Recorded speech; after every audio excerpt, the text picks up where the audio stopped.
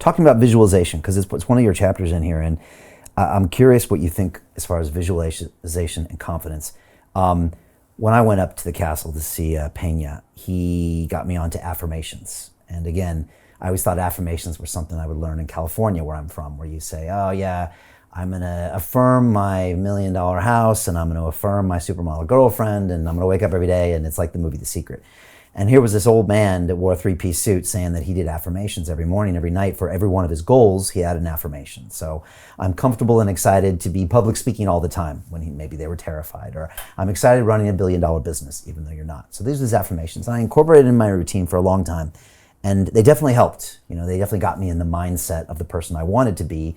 And by stating them out loud every morning, which I still do, it got me to kind of act as if I was that person and make those decisions. But I recently came back from a workshop with Dr. Joe Dispenza out at the Excel Center, and he has a different way of doing it. He actually gets you to connect with your future self, feel it as if it's now, and actually become it now. So you don't aspire to something in the future. You actually connect to that future you, and you kind of bring it to the present, and you celebrate it right now.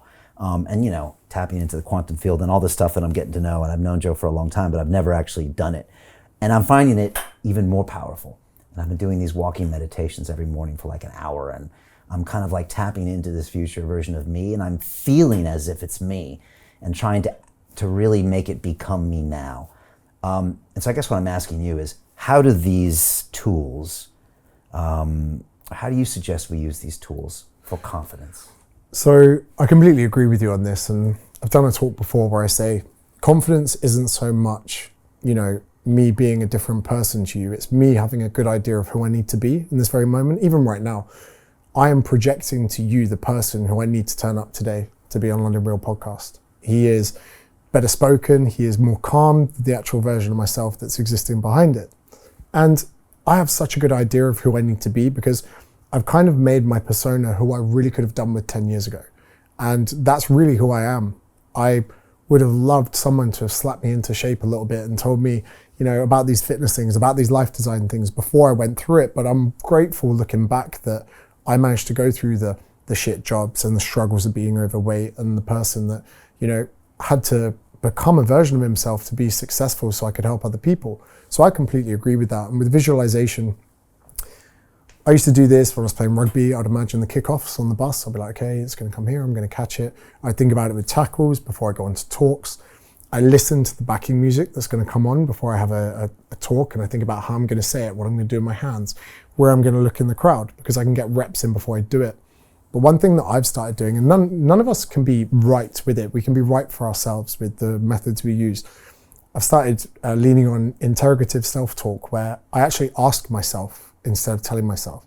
So, for instance, today, instead of saying, you're going to go on London Real and you're going to have a great episode and everyone's going to give you good feedback, I go, can you go on London Real and have a good episode? And I go, well, yeah, because you've been on lots of podcasts, you've articulated yourself well, I hope. And then I go, can I get across points in my book succinctly? Because I have doubts coming on here. I'm like, what if I've forgotten the chapters that we talk about? I wrote it, sure, but that doesn't mean I don't forget things. So then I go, can you remember the things? You go, yeah, you wrote the book. Can I do this? Can I do that? And asking myself the questions or the points and answering them myself gives me a better leg up than telling myself, manifesting it myself, or doing any other practice that way. And I think that's something that people need to do, but they need to appreciate that the voice inside your head that helps you from psychedelics is also the voice inside your head that doubts you when you're doing everyday life. And it's controlling that voice and putting it as a force for good that is really going to help people with their potential. Do you have a daily practice when it comes to this with affirmations, or do you always have that mental rehearsal where you kind of ask yourself who you want to be, or can you show up? It's not as organized. I'm quite a chaotic person. I'd like to get tested for something like ADHD, and I'd like to make it a podcast actually, like really be open about it.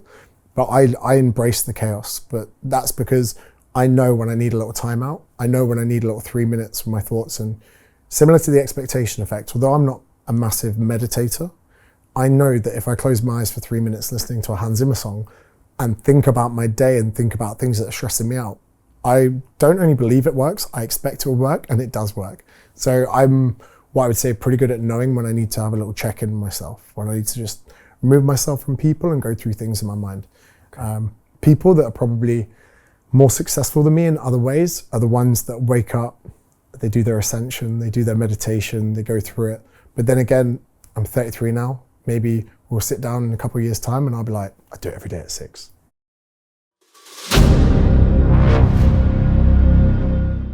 I'm looking for partners, collaborators, colleagues who want to join forces with me around the globe and create real value, generational wealth, and financial freedom for everyone else around the world.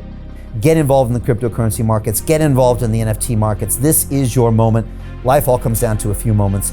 Don't let this pass. Now it's not too late. Next year is going to be too late. Ultimately, this is about freedom. That's the way I see it. This is about giving power back to the people and enabling billions of people worldwide to use the financial markets to improve their lives and those of their friends and their families and their communities.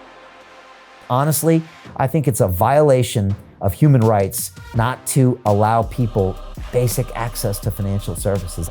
Because right now people are being kept in the dark, they're being robbed of education, and it's a travesty. And so I'm looking for people that want to join me and be a part of this solution.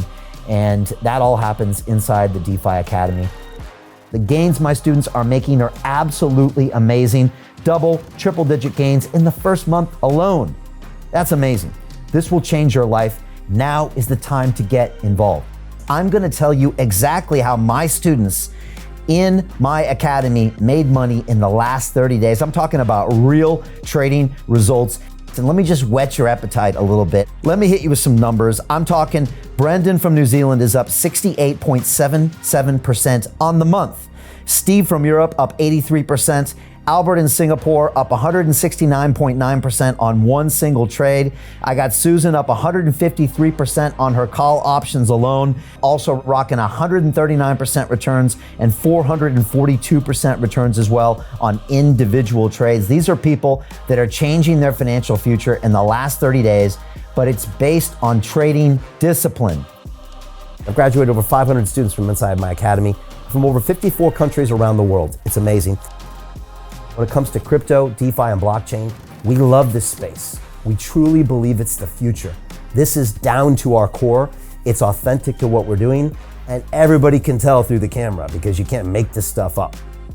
If you're watching me now, wherever you are, I implore you, take 60 seconds right now and join my academy. Apply today. Now you've got a chance. Life all comes down to a few moments. What are you going to do? What's the choice that you're going to make?